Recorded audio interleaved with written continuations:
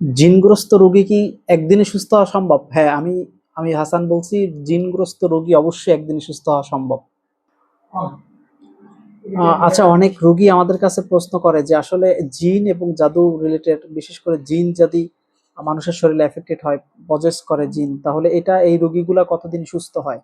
তা এই প্রশ্নটা স্বাভাবিকভাবে যারা তদবিরকারক আছে, রাকি, এরাও কিন্তু আসলে এটা ক্লিয়ারলি বলতে পারে না। সুস্থতার মালিক তো অবশ্যই আল্লাহ তাআলা। সুস্থতার মালিক বান্দার হাতে না। তারপরেও যেহেতু আমরা চিকিৎসা করি, আমরা রাকি, আমাদের তো একটা অভিজ্ঞতা বা আমাদের তো একটা দক্ষতা আছে। দক্ষতা থেকে বোঝা যায় যদি জিন রোগীর শরীরে বারবার আসে, জিন হয়, তাহলে ইনশাআল্লাহ এইগুলা সেহেরগুলা ধ্বংস করার সাথে সাথে রোগী সুস্থ হয়ে যাবে। মূল হচ্ছে সেহেরগুলা ধ্বংস হওয়ার পরে সাথে সাথে রোগী সুস্থ হয়ে যাবে। এটা কোনো সময় নেয় না। যেদিন আমরা সেহেরগুলা কেটে দিব, ধ্বংস করে দিব সেহেরগুলা, সেহেরের উপরে আমল করে দিব, ওই দিন থেকে রোগী সুস্থ হয়ে যাবে। দ্বিতীয়বার আর রোগী আর টাচ করতে পারবে না।